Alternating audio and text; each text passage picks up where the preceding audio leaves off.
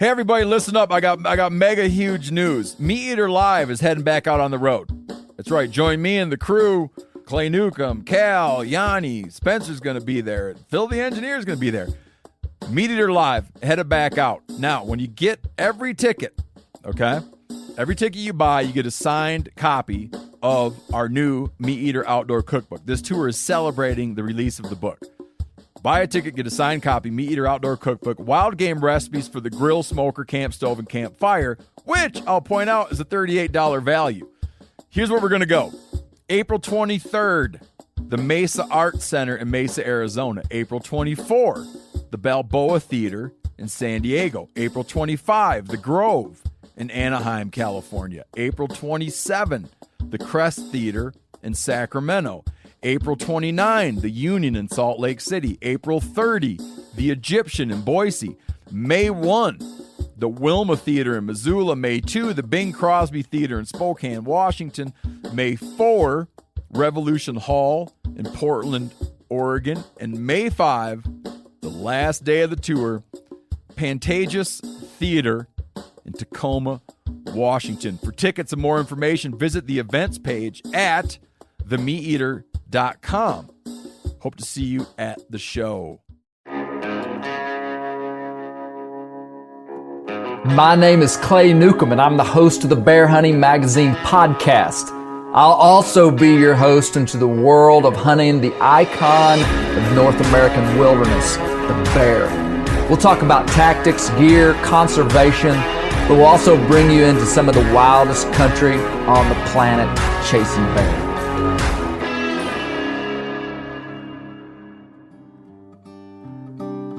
On this monumental episode of the Bear Hunting Magazine podcast, we are going to relay some very pertinent information to you guys.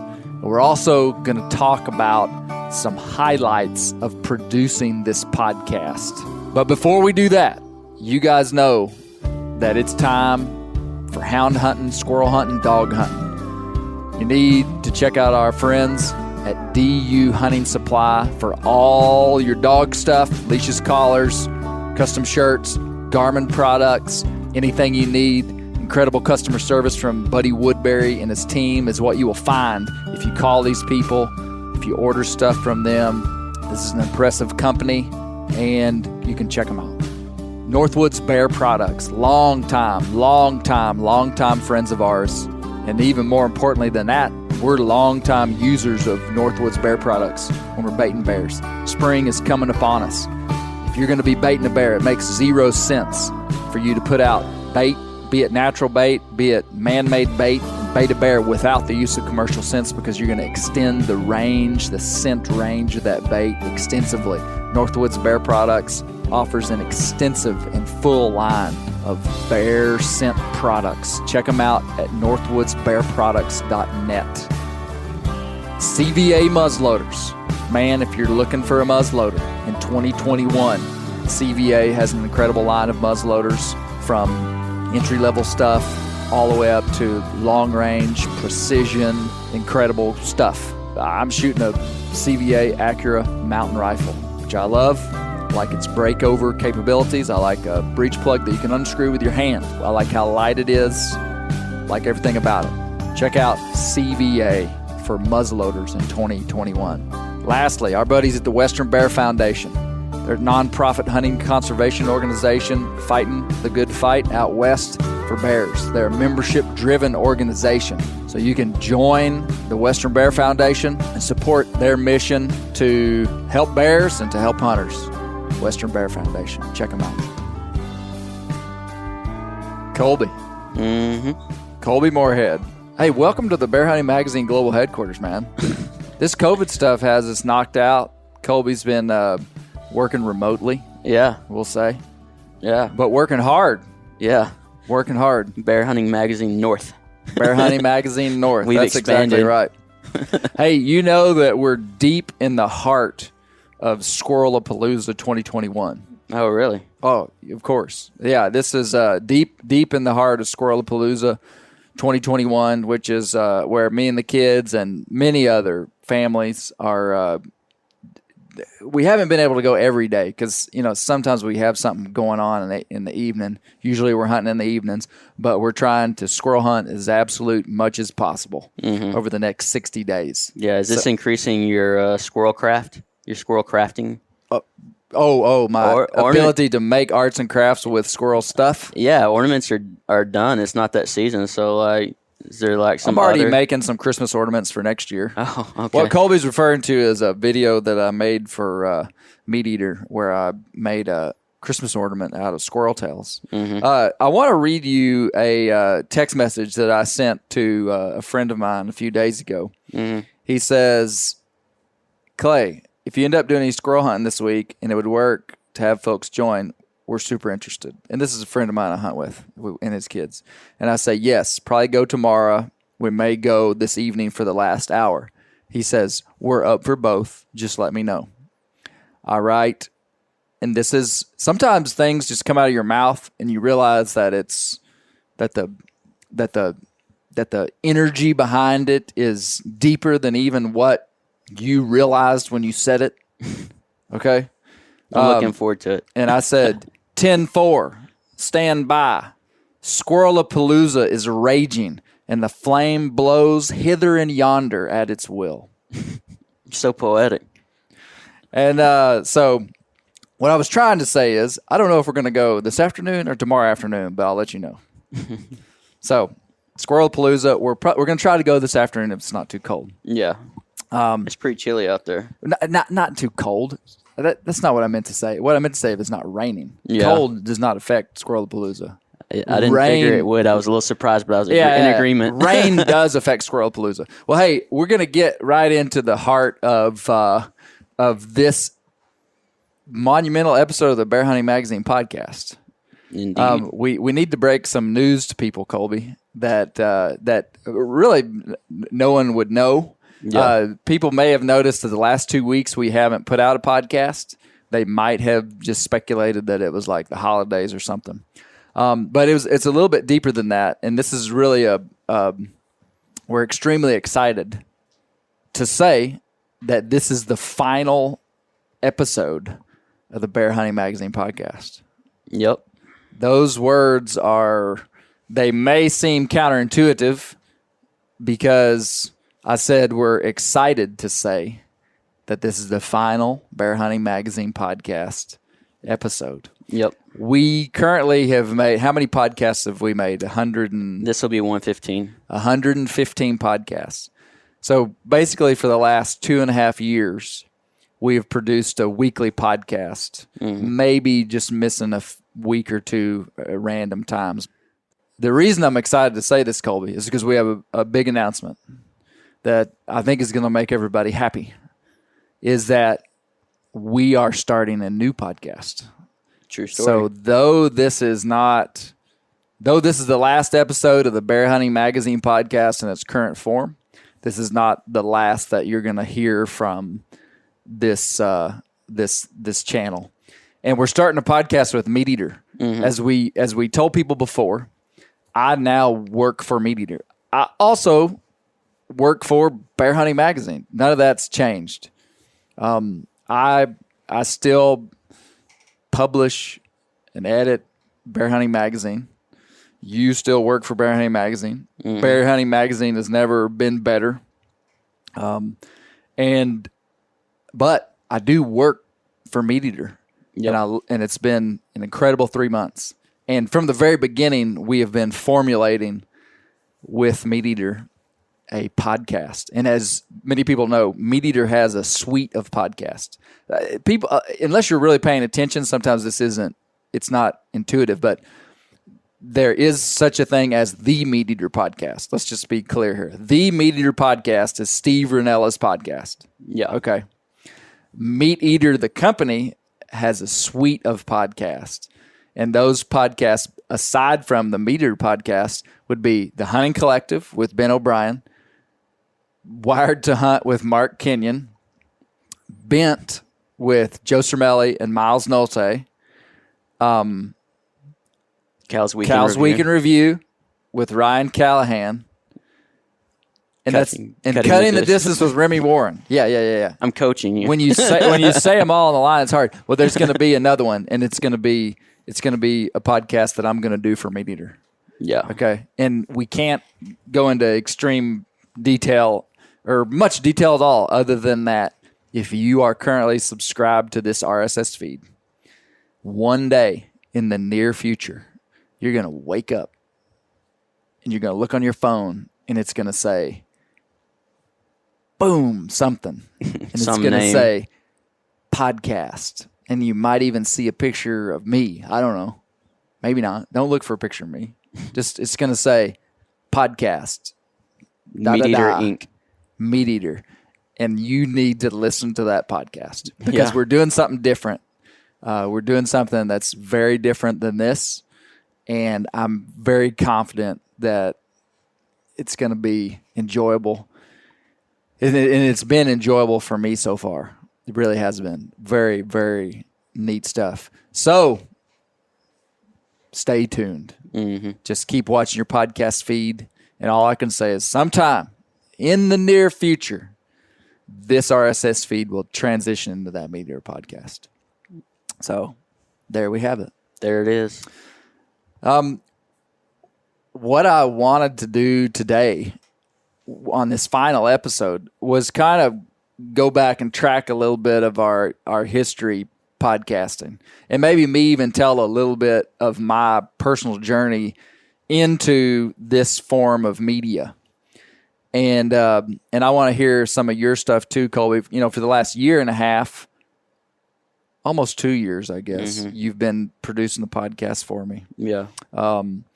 But let me say that I originally was hesitant to get into podcasting. I was a little bit late to the game of podcasting.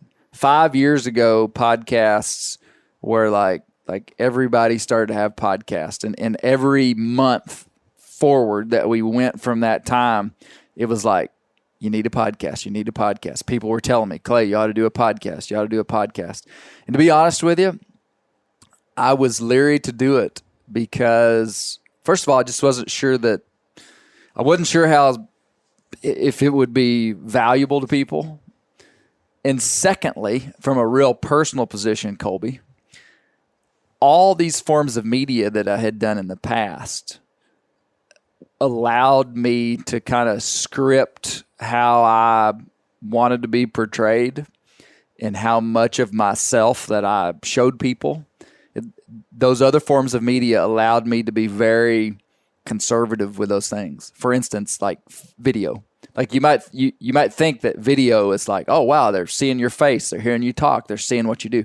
Well, if you're making video, you can be very you release what you want to release.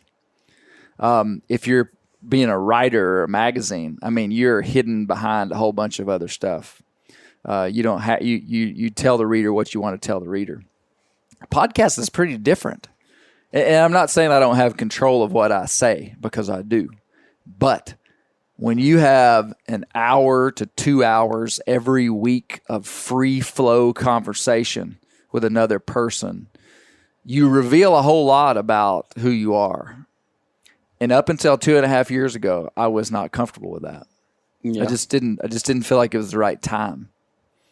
And something happened, and I was just like, okay, now's the time. In my kind of journey, many things have come about that way. Just like it wasn't right, and then all of a sudden it felt right. And I pulled the trigger, and when I pull the trigger on anything, I try to do it to the best of my ability, try to make it as good as I could. And so I committed to making a weekly podcast. And that ended up being like really significant for us and for our business, and not necessarily financially. I don't want to paint the picture that someone would think that like you're living in a dream world if you think you're going to get rich off a podcast like ours. I mean, you're just not. But inside of our business and inside of our mission statement of what we're trying to do in the bear hunting world and in the hunting world in general, and inside of this being a small business that me and you run, it became really valuable to us. Definitely. Because people, people got to know us. People got to know what we valued. People got to see some really valuable, incredible people, And so the Bear Hunting Magazine podcast for me was a developmental tool personally. Mm-hmm. Like I say this to some people is that, human communication is like an extremely important part of our lives in whatever field you live in. I mean, you may think you don't need to communicate, but you do. And to practice communicating in a thoughtful way is very developmental, especially when you're talking with experts or you're talking with people that have some knowledge that you don't have, or you're trying to mine something out of them that they have that maybe they don't even know they have, but you see it. And I can go back to the first podcast that I did 2.5 years ago, and I can hear a difference in the way that I think and talk even. And inside of my life, Kolby Morehead, I value personal development at all levels. I'm not happy with the human that I am today. I mean, I'm content, but I know that there's developmental processes inside of me that are good. It's good for me to stretch myself and to grow in knowledge and all kind of stuff. And to me, the podcast has been a massive platform for personal development. I've had to overcome, you may not hear it, but I mean, there's been times in this podcast when I have had to overcome insecurity and fear.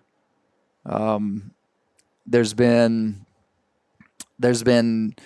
administrative difficulties on organizing and getting things set up. And I mean, we've traveled extensively at times just for the podcast to go meet people, which may not have made sense. It's like, golly, you're going to drive 8 hours one way and do a 2-hour podcast and turn around and come back.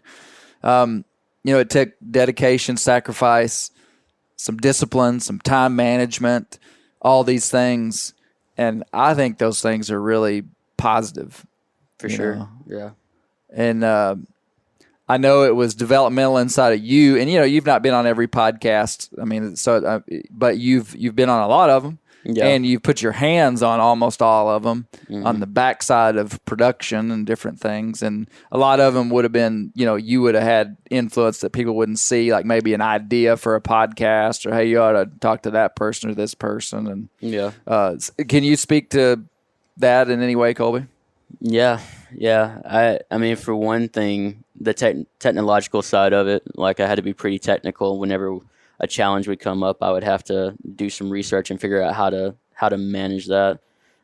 Even the equipment we have today took a process. So like if you listen to the earlier ones, it sounds so much different than it does now. And so there was just like growth inside of that process.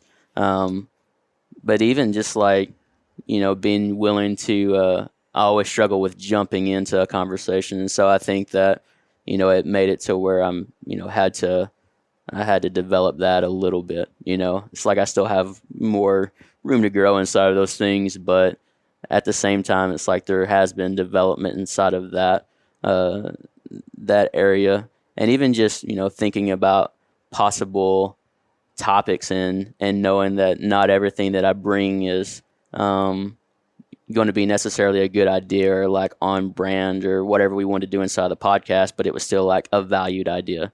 And so just being willing to, that builds a sense of vulnerability. It's like, I'm willing to share something even though it's shot down and I know it's still valued. Yeah. Collaboration is just that, Kolby. When you're partnering with somebody to do something, it doesn't mean that, that's because for the one good idea, there may have been 4 that they weren't bad ideas, but they just weren't the idea. Yeah. So yeah. Yeah. Or even like, what we name the podcast is sometimes the hardest thing, you know, or what we write up about it or anything. And so just even inside of that, learning how to think in different ways of just like how is, in communications, like sometimes in what the things that we've been doing, it's not a 2-way conversation. So it's learning to think in a way that we share something and it conveys a message to where there's not like some follow-up question or something, And so so even inside of that form of communication, it's something that it's helped me think in a different way. And even, that thing is going to continue to grow even without being involved in the podcast, but just inside the magazine and what information we put out on social media and everything. It's forming a different way of how to engage in a thought, not like here's a recipe for how you do something every time, but it's just learning a new way to think. And so that's been a process that's, I don't know how like tangible it can be, but it's definitely something that's real, that's happened in the background. Yeah. Yeah. That's good, man. That's good. So aside too from like this personal process that both you and I have had inside of producing this kind of media, we've also put out a lot of good information for bear hunters, and not just bear hunters. I told somebody the other day about 1 in every 5 Bear Hunting Magazine podcasts we talk about bear hunting. So, for somebody that maybe isn't familiar with the style of content that we have, we don't always talk about bear hunting. We've kind of let this podcast be a platform for just whatever we wanted to talk about that was outdoor related, hunting related. We've had to this day, some of the most commented on podcasts that we did had to do with the ones on raising kids and building family culture. Yeah. I think last night I got a big long email from some guy that had never listened to our podcast, but kind of started listening to several of them, found that one, and then when he did, he started listening to all the rest of them. Yeah. And that doesn't directly tie to bear hunting. Yeah, that was a Kolby idea. It was. It was. Yeah. Yeah. Building family culture. Yeah. Yeah. Yeah. So, but to me, it all fits so well together because, I always say this, but hunting, the actual acquisition of wild protein, is always about something bigger. Yeah. And that something bigger has always been about feeding your family, feeding people. And so, like, to be some great hunter, and we say it all the time, but to be some great hunter, but to be to not be a successful husband and father or mother, there's a hole inside of that, Yeah. Well, even the idea for that podcast wasn't like, oh, this is what people want to hear. It was because I feel like the thing inside of the podcast that we've done is try to be authentic. So it's like it was something that you could authentically speak to because it was something that you actively build and pursue inside of your life. And so it wasn't like a stretch to say, oh, let's do a podcast about this. Right. It was, this reflects like authenticity inside of what happens here. Yeah. And so I feel like inside of all these podcasts, it's been kind of a reflection of what's authentically something that you would do. Like even like the snake podcast with Chris Jenkins, it was like, you have a fascination for snakes, Yeah. And same thing with like personal development, whitetail hunting, squirrel hunting, coon hunting, and just like valuing people. I think that's one of the common threads too. So like the Ori Province podcast or, Mo Shepherd or James Lawrence or your dad, like just all these people, it's like, it wasn't like, it's not that they're valued because of what they've done. It's because of who they are, and they found a lifestyle and they lived that lifestyle out that they were authentic to, Yeah. And I think that was really like one of the driving forces inside the podcast was that, it's something that you might not be able to nail down at times. But I was thinking about even the Aaron Snyder podcast we did. It's like, we didn't ask him questions that you would hear, him asked on other podcasts. And so that kind of identifies the value that we have or what we see as value inside of the podcast, inside of hunting, inside of our own lives, Yeah. Yeah. Yeah.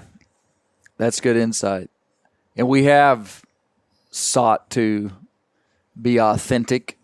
And at times that authenticity is just giving out good bear information, which we have. It'd be fun to go back through all the titles of the 115 podcasts because some of them were just like tactical, like Dummy's Guide to Baiting Bears, how to Judge bears. Utilizing bear meat and bear fat. Like some of them were really practical and functional, and I think that's really important because we do have inside of the context of what we're doing at Bear Hunting Magazine, we are trying to give people bear hunting information. Yeah. But I think what we did was we maybe drew a lot of people that weren't bear hunters into this world through other things that they were interested in, whether it be squirrel hunting or deer hunting or family stuff and then they got here and they saw something, maybe they got interested in bear hunting. Yeah. And I don't really care. I do want people to be interested in bear hunting, but not just for the sake of people going out and killing more bear. I'm interested in bear hunting because people getting interested. I'm interested in people getting interested in bear hunting because I feel like it's a critical component of the North American hunting model.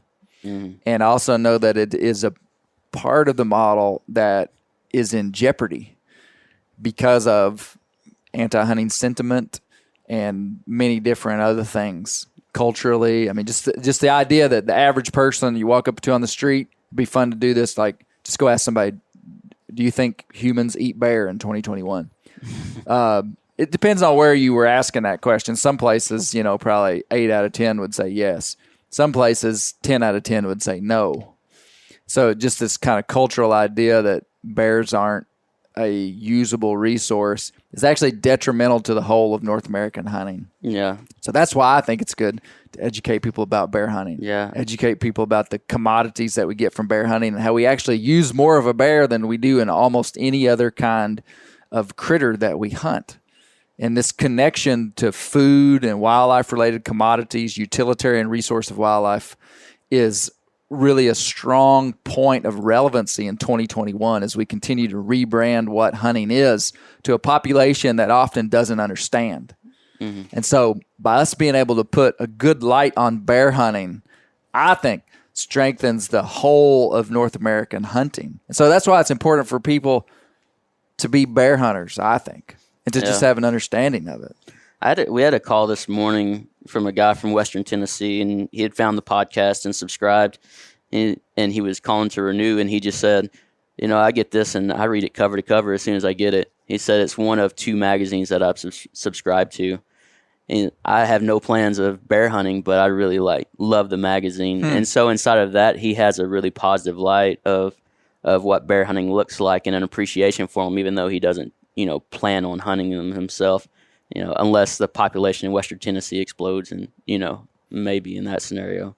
But I thought that was really interesting that you really love the magazine and what's being put out without any drive to pursue them yourself. Yeah. And but at the same time, he's learning the value of them, and and you could tell he valued them and this type of hunting that we do. I just thought that was pretty cool. Man, I love people from Tennessee. Yeah. He was a real pleasure to talk to. Typical Tennessee, and I'm telling you, man. Did you know that the Ozarks were settled at one time? Like over half of the people that lived in the Ozarks had directly migrated from Tennessee. I did not know that. Okay, now you do. Now you know why I love people from Tennessee. Because our cultures are a mirror reflection. Yeah. Oh no, that's good. That's good intel, man. Well, don't for a minute think that because we're not producing this podcast that we're not producing our magazine, because Bear Hunting Magazine is going to continue to function, and we're excited that this new podcast, which isn't, and I'm going to go ahead and leak a small bit of intel about the content of this podcast. It's not bear focused. Yeah. Now, could I speak for more than 10 minutes without talking about bear? Probably not. Okay. You follow me? I'm checking. But it's not bear focused like our podcast has been. So I think that would excite a lot of people maybe, or, and be like, oh, Okay, what's it about then, Clay? Yeah. You'll have to find out on your own, is what I would say. Yeah. So we're excited about it, and I think it's going to free us up to even continue to make our print magazine even better content. I really do. I think it's going to be good. Yeah, it's definitely going to free up some time for me to focus on those things more. Yeah. So, yeah. Great. Well, what I wanted to do just briefly was talk about kind of a few experiences that I've had.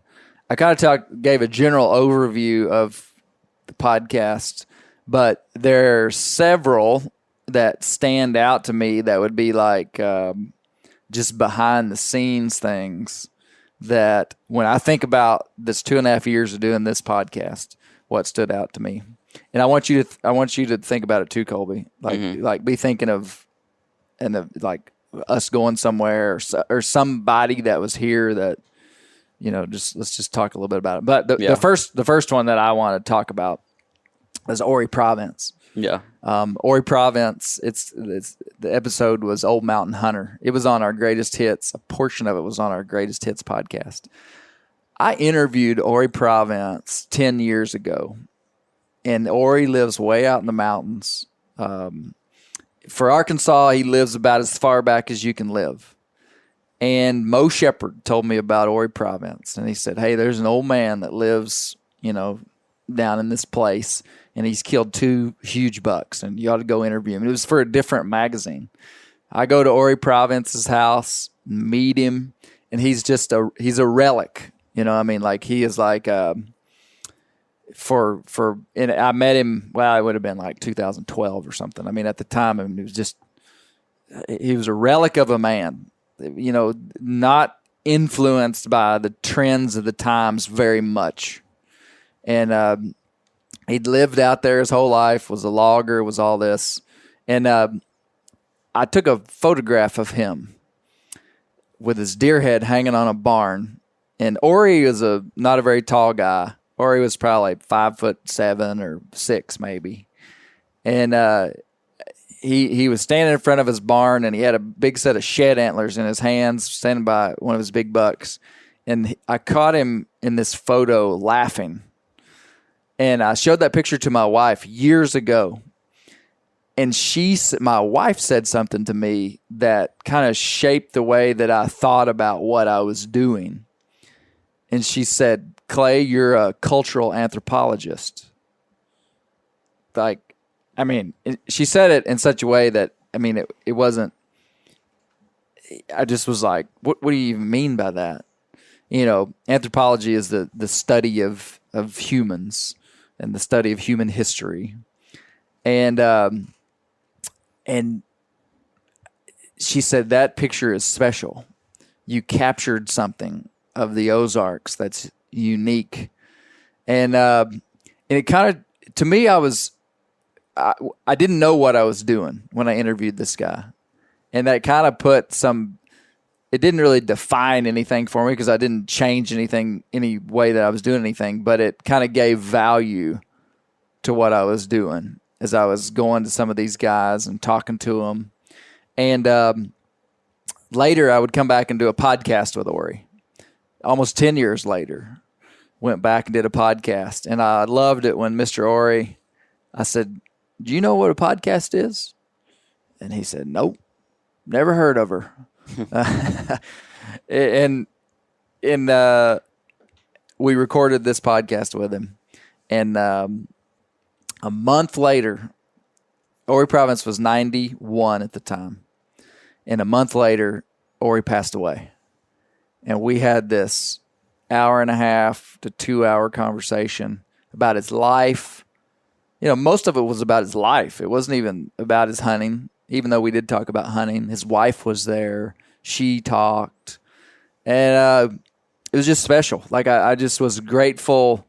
I would have had that conversation with him if we were recording it or not. And it would have been, like, highly valuable. I had my son with me. And we portray values to our children in so many ways, but the biggest way is by just what we value and what we expose them to. my dad was kind of in a way, an armchair cultural anthropologist. Or now that I kind of evaluate the things that I enjoy and value, I got it from him because my dad used to take me. Some of my most bright memories as a kid was my dad taking me to some there's one guy in particular that I see in my mind, and I don't even know his name. I know where he lived, but it was just as country a man as there is in Arkansas. And this guy had killed a big buck, and my dad knew him. And Dad met the guy somewhere, and the guy told him he killed a big buck, and Dad said, hey, we'd like to come out to your house and see it. I mean, my dad loved big deer. And so we drove out there, and I remember hearing that man talk and seeing his house and seeing the way that he lived, and they were poor. They were dirt poor. And my dad, who was a banker, my dad was a professional. I mean, he was like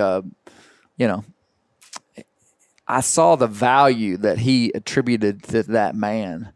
And as a kid, that really impacted me because Dad didn't diminish that guy for being dirt poor. And I had stark recollection that this man's life was different than mine. My dad painted that guy like he was a hero. And that stuck with me forever.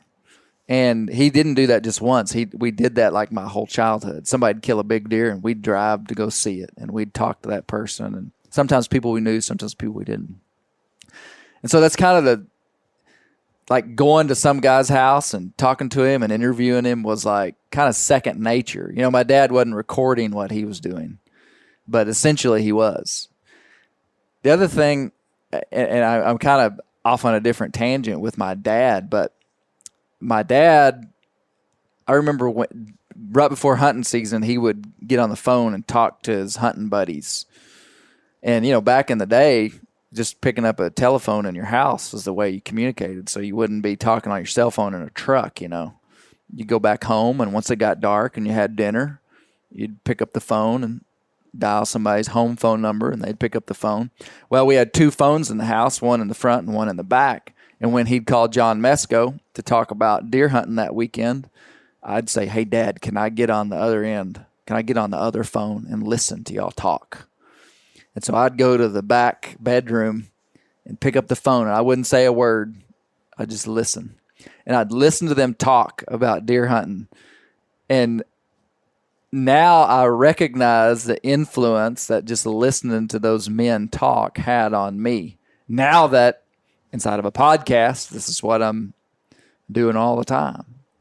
And I valued listening to grown men talk.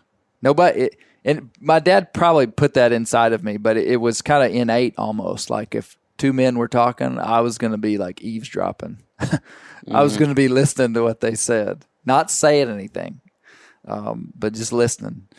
And so I said all that to say, like, that Ori Province podcast to me just stands out as like really unique, partly because he's not with us anymore. And I realized what a jewel it was to have that audio recording.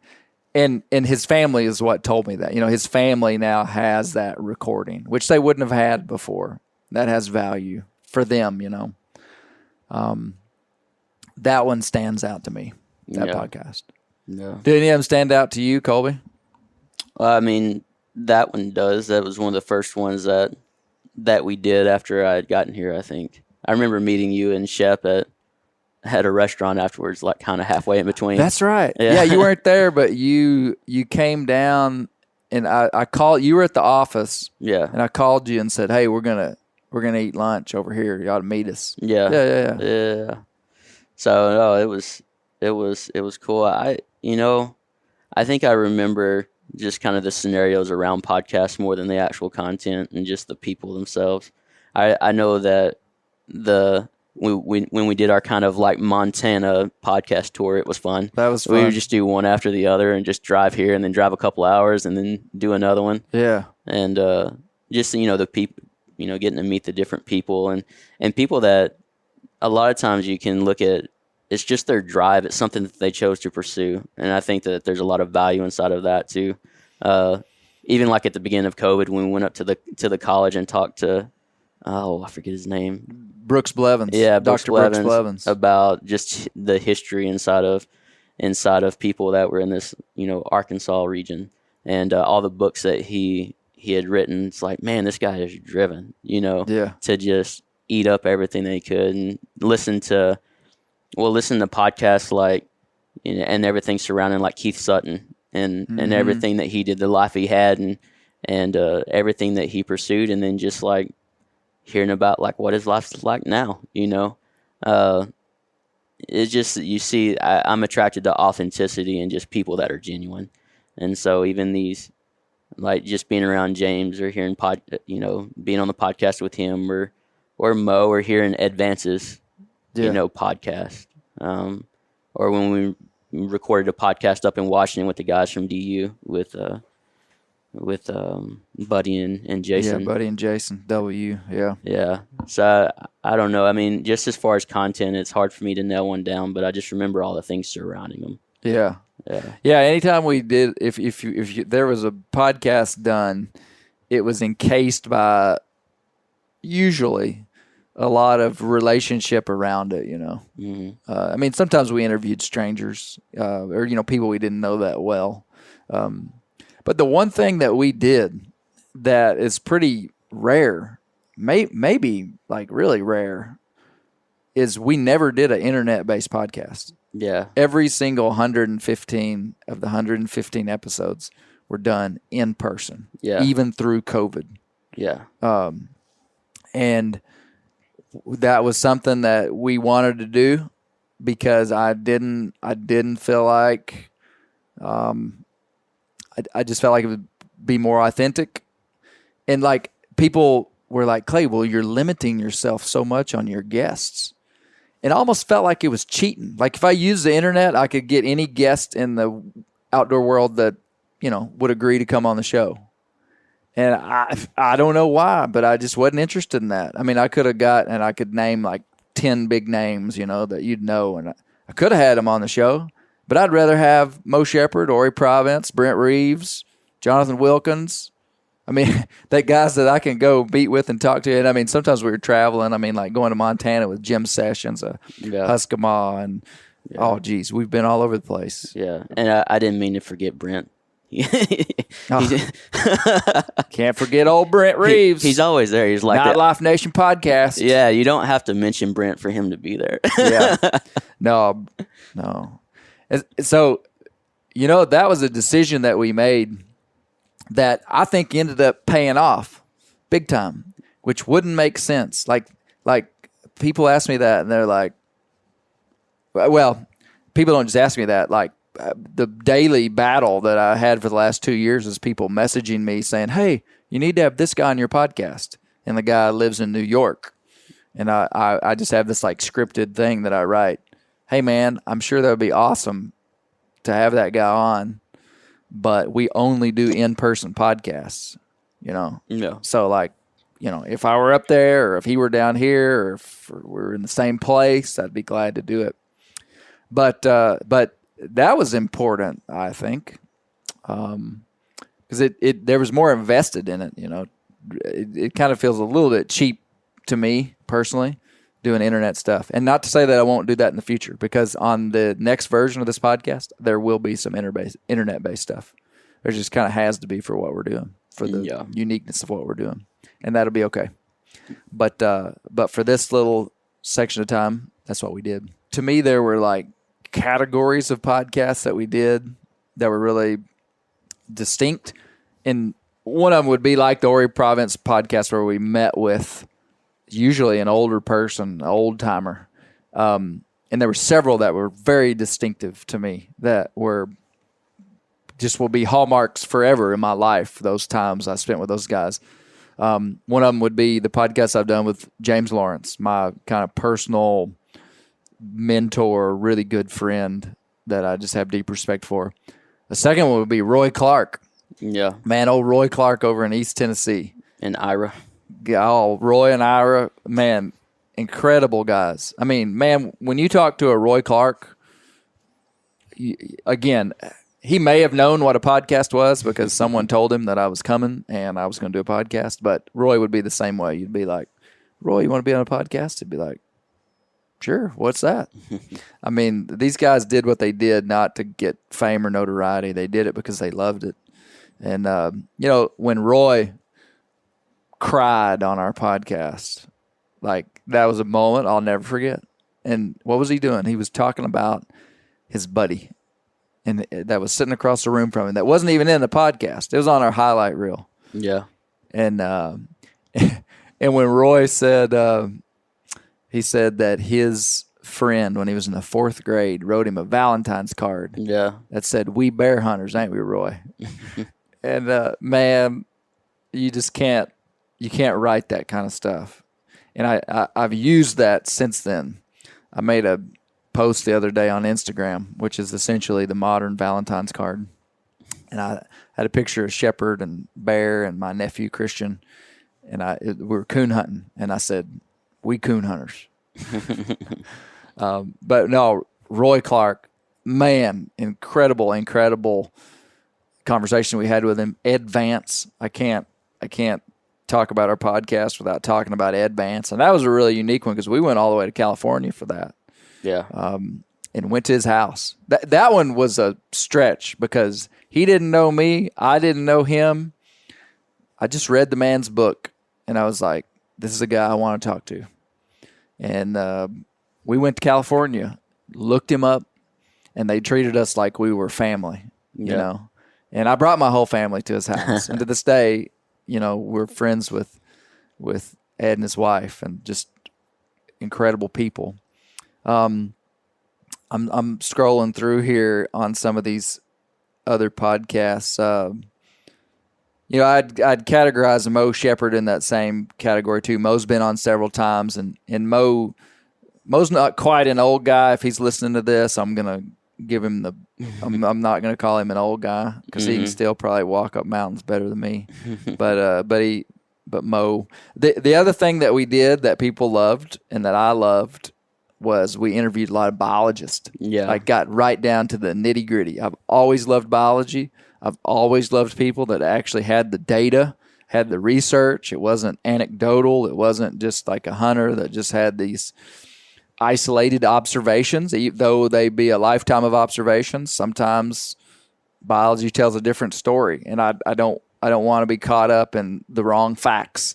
And I think science helps us not do that. So we met with Myron Means and Sarah Lida and Laura Conley and other biologists. Who else did we meet with? I hope I'm not missing somebody. Those were the main ones. And we met with them even several times at different times. Over in Oklahoma. Oh, yeah, Jeff Ford. Yeah. Yeah, my buddy Jeff Ford over in Oklahoma, bear biologist. Yeah. Incredible stuff.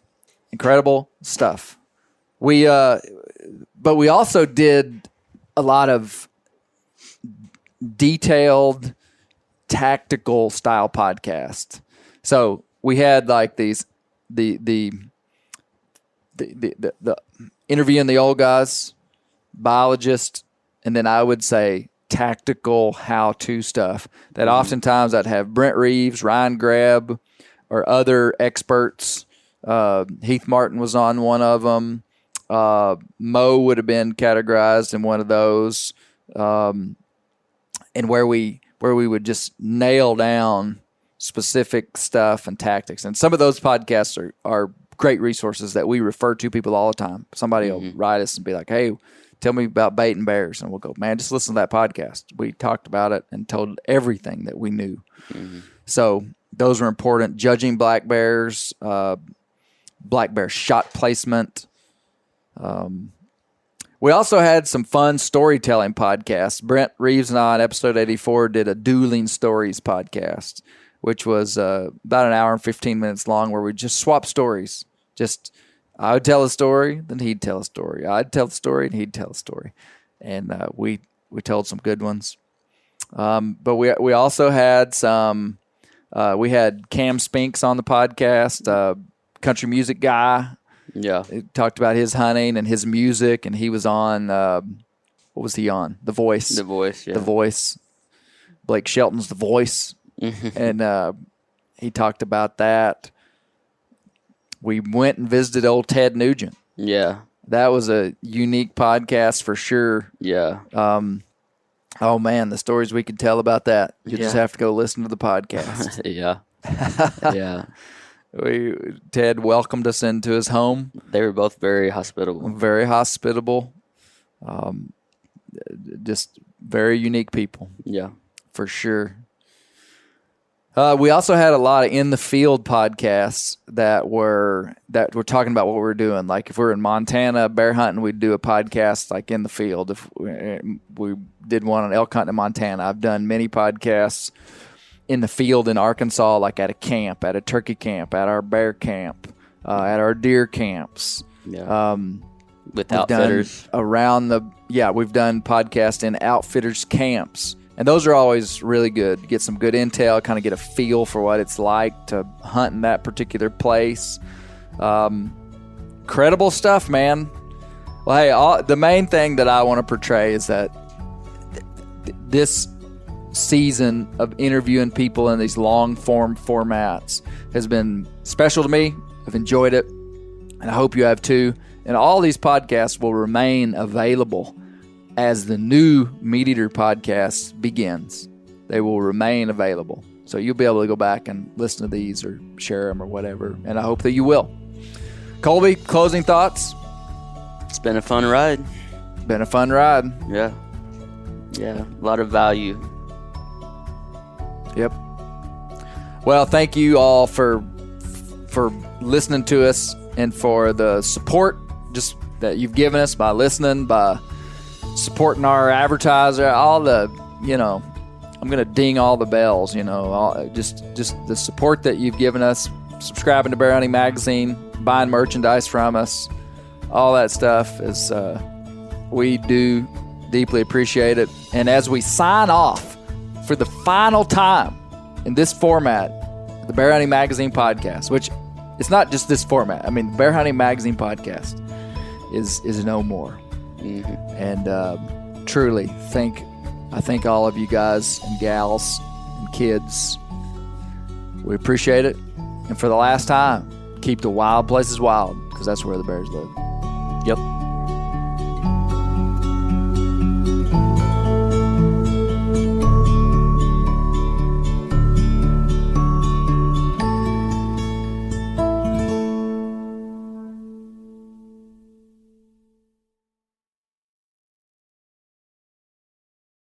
Hey everybody, listen up. I got mega huge news. Meat Eater Live is heading back out on the road. That's right. Join me and the crew. Clay Newcomb, Cal, Yanni, Spencer's going to be there. Phil the engineer's going to be there. Meat Eater Live headed back out. Now, when you get every ticket, okay? Every ticket you buy, you get a signed copy of our new Meat Eater Outdoor Cookbook. This tour is celebrating the release of the book. Buy a ticket, get a signed copy, Meat Eater Outdoor Cookbook, wild game recipes for the grill, smoker, camp stove, and campfire, which I'll point out is a $38 value. Here's where we're going to go. April 23rd, the Mesa Art Center in Mesa, Arizona. April 24, the Balboa Theater in San Diego. April 25, the Grove in Anaheim, California. April 27, the Crest Theater in Sacramento. April 29, the Union in Salt Lake City. April 30, the Egyptian in Boise. May 1, the Wilma Theater in Missoula. May 2, the Bing Crosby Theater in Spokane, Washington. May 4, Revolution Hall in Portland, Oregon. And May 5, the last day of the tour, Pantages Theater in Tacoma, Washington. For tickets and more information, visit the events page at themeateater.com. Hope to see you at the show.